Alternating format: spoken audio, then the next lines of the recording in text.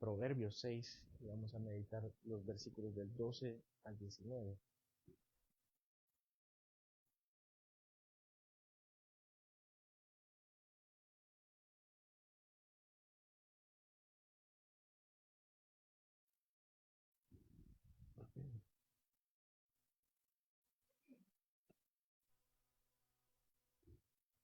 Proverbios 6, 12 al 19.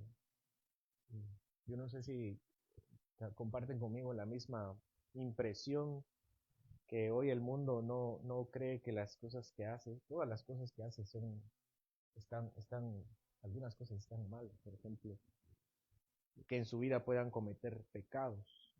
Creo que hoy en día se suele presentar muchas veces el pecado solo como un error o como una debilidad pasajera, o incluso el pecado a veces se presenta como algo privado, del cual nadie debería decirme nada porque es algo personal.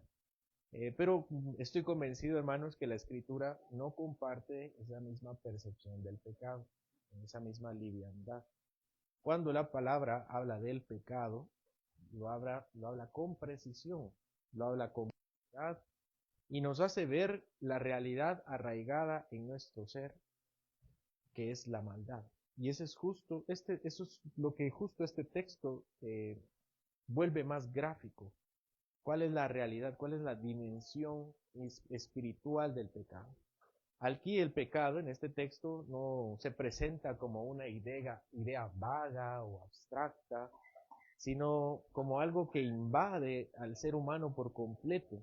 El pecado no está en un rincón del corazón, el pecado no está oculto detrás de una puerta en nuestro ser.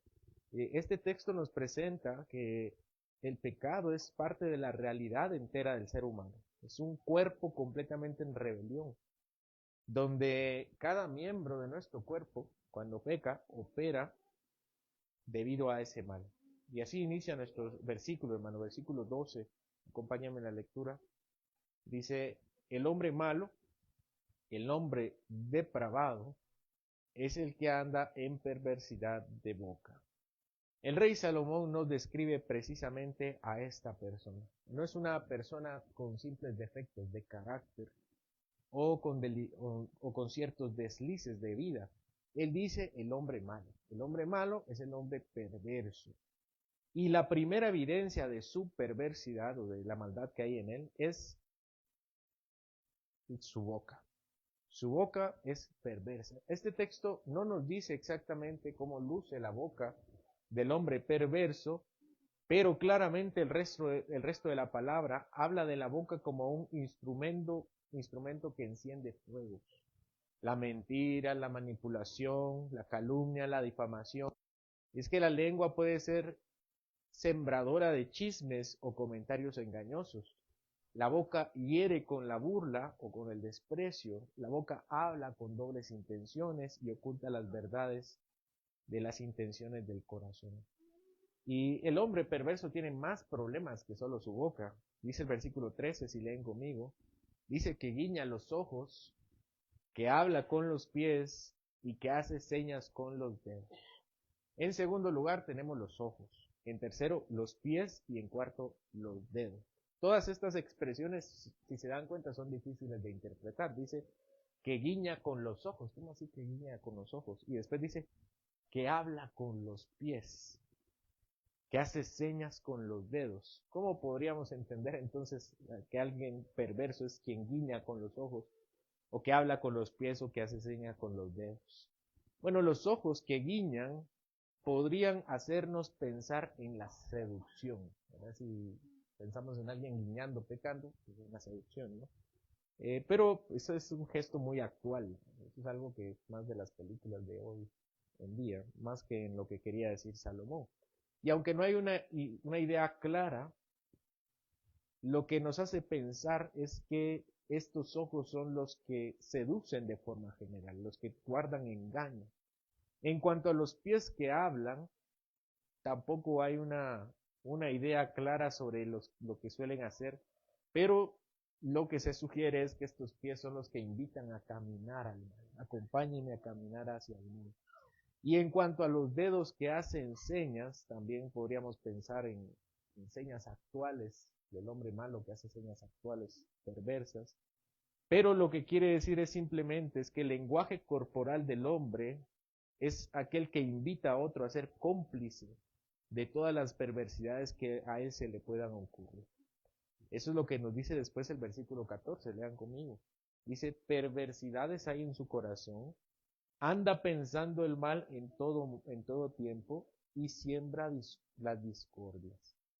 Hacia el final del párrafo, de esta sección, perdón, se nos revela que la raíz de todas estas conductas, de los ojos, de la boca, de los pies, es la misma. Todas las conductas tienen un mismo origen y es el corazón. Aquí dice que es el corazón perverso. El corazón en este contexto es el que piensa las maldades, el que las maquina, el que elabora los planes malvados del hombre. El hombre perverso, dice acá, vive para dañar. Lo hace todo el tiempo, vive de aprovecharse de otros, vive para dividir. Su mente no descansa si es que él no hace el mal, sino es que siembra chismes y siembra las discordias entre los hermanos. El hombre perverso es como un agricultor.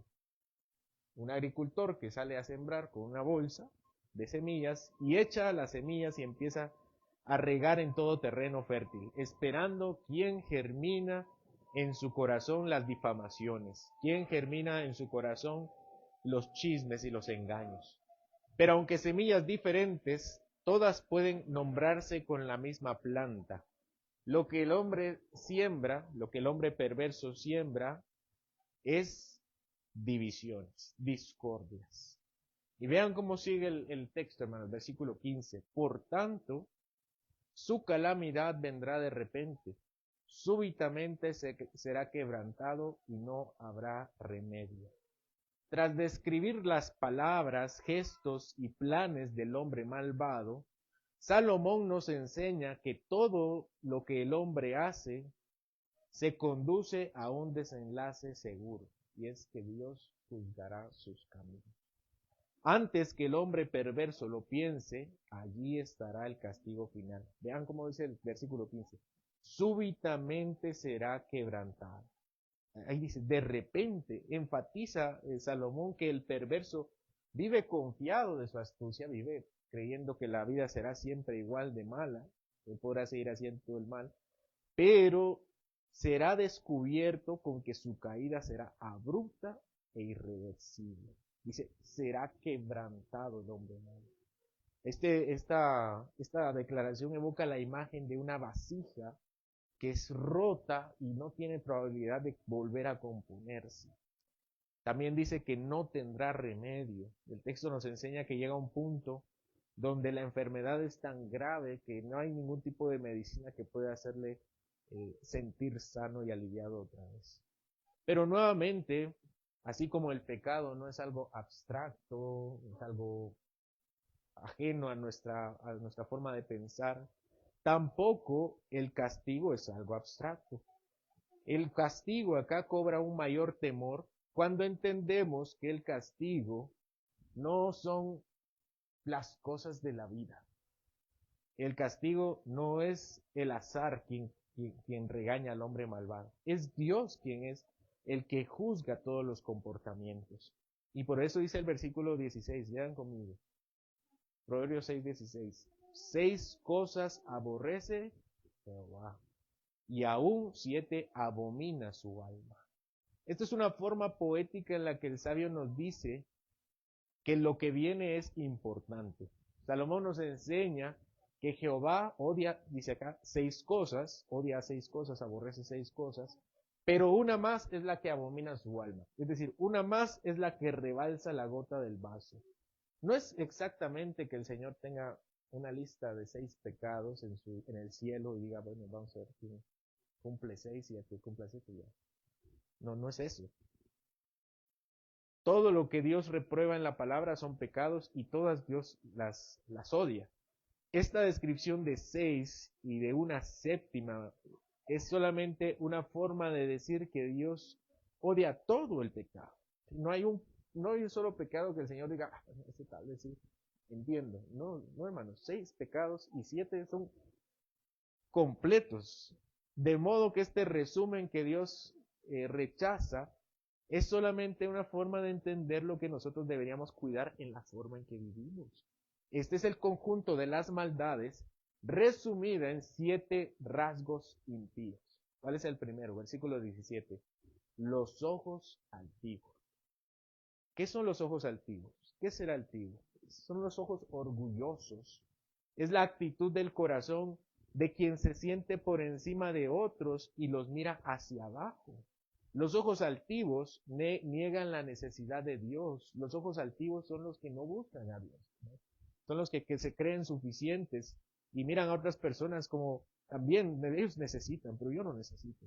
El Señor nos recuerda que no es indiferente a nuestra altivez. Nos recuerda que muchas veces somos orgullosos, que si también nosotros también hemos mirado a veces por encima del hombro a otras personas, que hemos pensado que nuestra opinión es la medida de todas las cosas y que hemos tratado a alguien como si fuera menos porque no encaja con nuestras expectativas. La altivez se esconde en nuestros gestos como una impaciencia por aquel que es débil o que es demasiado crítico con otro. Y sigue diciendo la segunda cosa, que el Señor aborrece la lengua mentirosa. Versículo 17, la lengua mentirosa.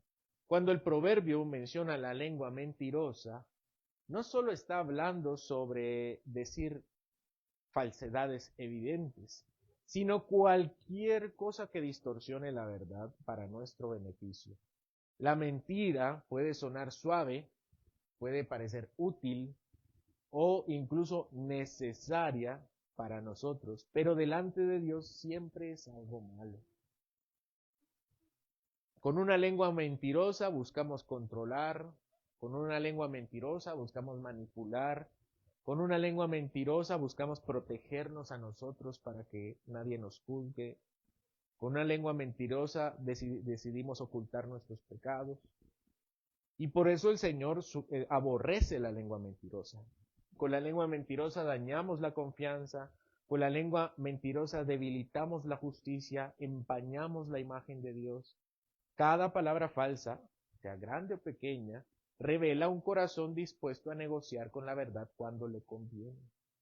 Antes de pensar en quienes mienten abiertamente, debemos preguntarnos si nosotros tenemos una lengua mentirosa.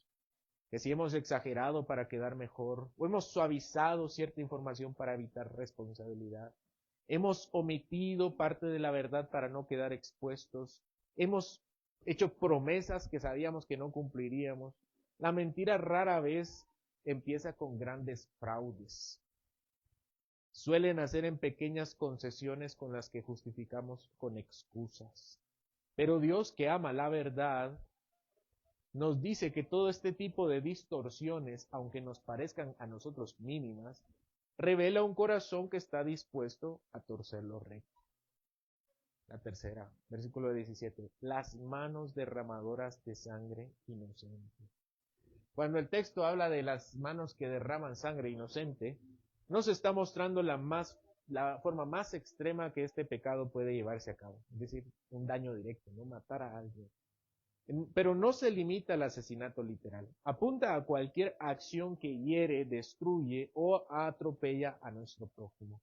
Son manos que actúan sin freno, movidas por un corazón que se ha dejado llevar por el pecado al límite contra el prójimo. Y el Señor aborrece estas manos porque fueron creadas con un propósito, hermano. Nuestras manos no fueron creadas para derramar sangre, nuestras manos fueron creadas para trabajar, para sostener al débil, para edificar, para proteger, no para hacer daño.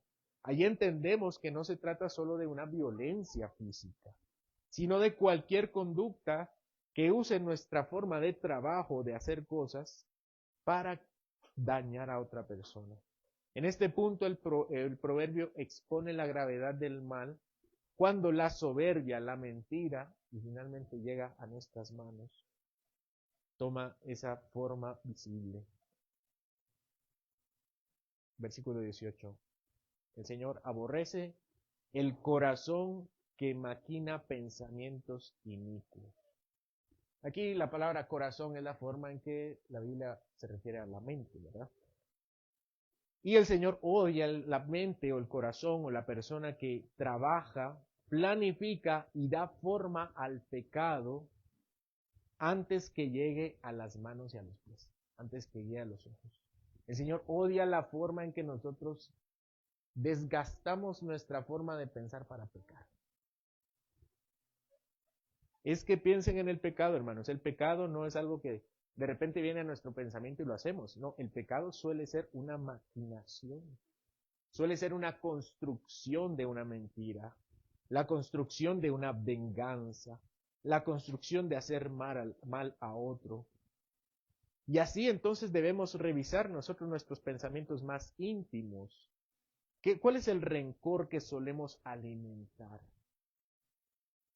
¿Qué ideas nutrimos cuando nadie nos ve? ¿Qué deseos dejamos crecer en silencio en nuestro corazón?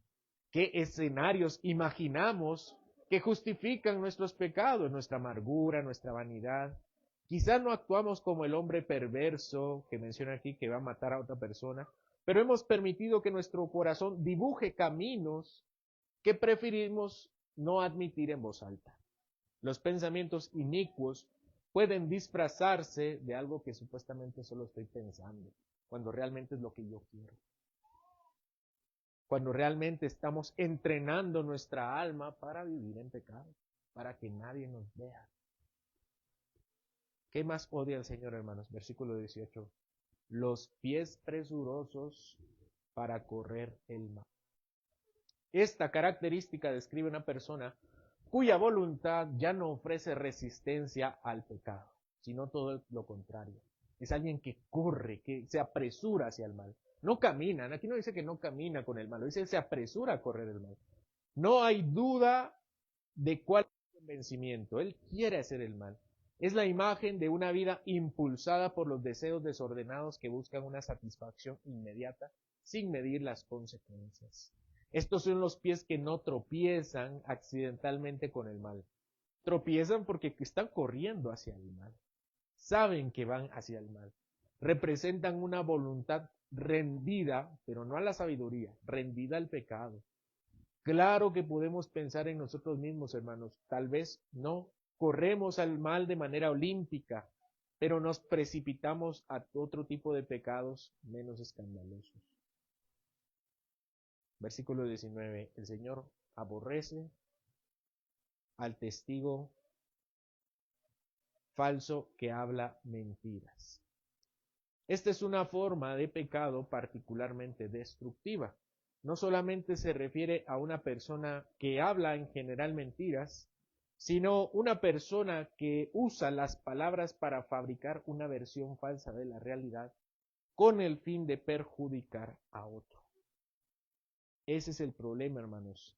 Y puede ser que ninguno de nosotros yo no sé si alguno ha ido a un tribunal y el juez le ha pedido que dé su testimonio. Puede ser que ninguno de nosotros haya ido y haya pasado eso, pero convertirse en un testigo falso no siempre comienza delante de un juez. Suelen hacer en conversaciones cotidianas donde la verdad se acomoda a lo que yo creo, a lo que a mí me gusta, para dañar a otras personas y no dañarme a mí. Y al recorrer entonces, hermanos, esta lista terrible del hombre malvado, podemos ver que no nos deja como solo observadores del hombre malvado. Ay, a ver, el hombre malvado, no, hermanos. Si somos honestos, en algún momento nuestros ojos han mirado con altivez, nuestra lengua ha torcido la verdad, nuestras manos han sido instrumentos de daño, nuestro corazón ha elaborado planes ocultos, nuestros pies han corrido más rápido hacia el pecado que hacia la obediencia, y nuestras palabras han funcionado como un testimonio distorsionado. La lista que Dios aborrece se parece demasiado a la lista de nuestras características internas. Cada miembro descrito del cuerpo del hombre perverso no señala solo actos aislados, sino que son inclinaciones profundas que revelan la corrupción de un corazón que sin la gracia de Dios siempre se inclina hacia el mal. De esta manera, hermanos, si nuestros miembros, si ustedes pueden ver que sus miembros alguna vez u hoy están convertidos en miembros del pecado, el Evangelio nos recuerda y nos presenta al hombre cuyos ojos nunca miraron con altivez, siempre inclinado, viendo hacia arriba, sirviendo al prójimo. Su lengua nunca mintió, siempre dijo la verdad, y aunque sus palabras alguna vez fueron duras, nunca tuvieron la intención de herir. Aquel cuyas manos jamás dañaron al inocente, sino que le sirvieron, cuyo corazón nunca maquinó perversidad, sino siempre compasión, y cuyos pies caminaron siempre hacia la voluntad del Padre. Jesús es el contrario perfecto del hombre perverso. Él es la encarnación de la sabiduría. Y es precisamente su obediencia perfecta la que expone aún más nuestra condición. Lo que Dios aborrece, nosotros lo hemos practicado. Y lo que Cristo encarnó es lo que nosotros hemos rechazado. Y aún así, aquí se derrama la gracia. Aun cuando este texto es muy duro, se derrama la gracia del Señor. El único que cumplió perfectamente todo lo que Dios demanda, fue clavado en una cruz como si fuera el culpable de todo lo que Dios aborrece. Hermanos, Jesucristo inocente murió por un testigo falso, varios testigos falsos, para salvar a mentirosos como nosotros. El humilde fue clavado hacia arriba, viendo hacia abajo, para rescatar a los orgullosos como nosotros. El puro fue contado entre los malvados para redimir a los impuros. El que siempre corrió a la voluntad del Padre fue entregado como si hubiera corrido hacia la cruz. El que nunca maquinó pecado llevó en su cuerpo la culpa de todos los que hemos vivido en pecado. Y esto es el Evangelio. Cristo tomó nuestros miembros, todo lo que somos, y los crucificó en el madero para darnos los suyos. Y nos dio sus ojos, y nos dio su boca, y nos dio sus manos, y nos dio sus pasos, y nos dio su corazón. Porque por su muerte fuimos perdonados, y por su vida fuimos hechos nuevas personas. Por su espíritu somos transformados. Por eso hoy, hermanos, ante la exposición de nuestros miembros pecaminosos, no intentemos limpiar estos pecados con nuestras fuerzas. No hay nada que podamos hacer para borrar nuestro pasado, sino venir a Cristo con arrepentimiento y fe, reconociendo que solo Él puede perdonar lo que Dios aborrece en nosotros. Y solo Él puede formar en nosotros todo lo que Él ama. Entrar al reino no es ser encontrado sin pecado. Es que Cristo ponga su vida en nosotros. Eso es entrar al reino de Dios. Allí y solo allí nuestros miembros pueden dejar de servir a la injusticia y ser presentados como instrumentos de bien. Así que al cerrar esta pequeña meditación, la sabiduría nos llama a tomar una decisión muy concreta. Que así como los pecados tienen una definición exacta, nuestro arrepentimiento también la tenga. ¿Qué haremos ahora con nuestros ojos? ¿Qué haremos con nuestra lengua, con nuestras manos, nuestros pies y corazón? Esto se trata de una entrega sincera al Señor Jesucristo, para que cada miembro sea gobernado por Él. Que nuestros ojos aprendan a ver con humildad, que nuestra lengua hable con gracia y verdad, que nuestras sanen en lugar de herir, que nuestro corazón se llene de pensamientos santos, que nuestros pies corran hacia lo bueno y que nuestra voz dé testimonio fiel de Cristo Jesús. Porque quien ha venido a Cristo no solo es perdonado de sus pecados, es transformado completamente, es un nuevo ser, para que todo su cuerpo y su vida entera sea vivo, un instrumento para la gloria de Dios. Señor, al ver la anatomía del hombre perverso, no hacemos otra cosa más que quedar expuestos ante la realidad de nuestra vida, que no necesitamos recordar mucho para saber en qué momento nuestros ojos pecaron, Nuestra boca mintió, nuestras manos hicieron perversidad, nuestro corazón maquinó pensamientos malvados. No necesitamos mucha memoria para darnos cuenta que ese hombre pecador que tanto despreciamos somos nosotros. Y antes de juzgar a otro, debemos darnos cuenta que nosotros mismos somos lo que tú aborreces. Y no porque nos aborrezcas a nosotros, sino porque nosotros nos hemos convertido en un hombre malo y perverso. Pero por tu gracia nos has dado a Jesucristo, que muere por nuestros pecados, que clava sus manos, clava sus pies, clava su costado y recibe las espinas en su cabeza y todo su cuerpo maltratado fue dado para nosotros que merecíamos ese destino. Por eso, Señor, nos humillamos y reconocemos nuestra culpa. Ayúdanos a ver sin altivez, a creernos lo que somos, Señor. Esta radiografía nos ayuda a entender cuál es nuestra verdadera enfermedad, pero también nos recuerda que tú eres el único que puede salvarnos y cambiarnos. Así, Señor, desármanos hoy. Llénanos de humildad al reconocer que solo tú puedes darnos aquello que amas. Y tú quitas de nosotros todo aquello que aborreces. Te pedimos perdón si hemos entregado nuestra vida al pecado. Si aun cuando hemos hecho buenas cosas han ido con malas intenciones. O aun cuando hemos realizado buenas obras, siempre han sido empañadas por malos pensamientos. Tú conoces nuestro corazón y no hay forma que podamos ocultarlos de ti. Y solo a ti podemos ir, porque tú has pagado la culpa por nosotros. Transfórmanos, Señor, cámbianos. Que nuestros miembros no sean miembros del pecado, sino miembros de justicia. Que podamos amar, Señor, servir, tener ojos humildes, manos que trabajan, pensamientos de bien hacia otros, una boca que bendice. Y que aun cuando nuestras palabras puedan ser duras, siempre tengan gracia y verdad. Que aun cuando nuestros pies puedan tropezar, tú nos sostengas y nos animes a seguir adelante. Bendice nuestra vida, Señor, bendice a cada uno de mis hermanos aquí. Y si alguno no te conoce, Señor, que al ver su propia vida pueda darse cuenta lo mucho que necesita la tuya para ser verdaderamente vivo. Te ruego, Señor, que toques nuestro corazón y nuestra alma. Por Cristo Jesús, nuestro Señor, a quien alabamos y adoramos. Amén.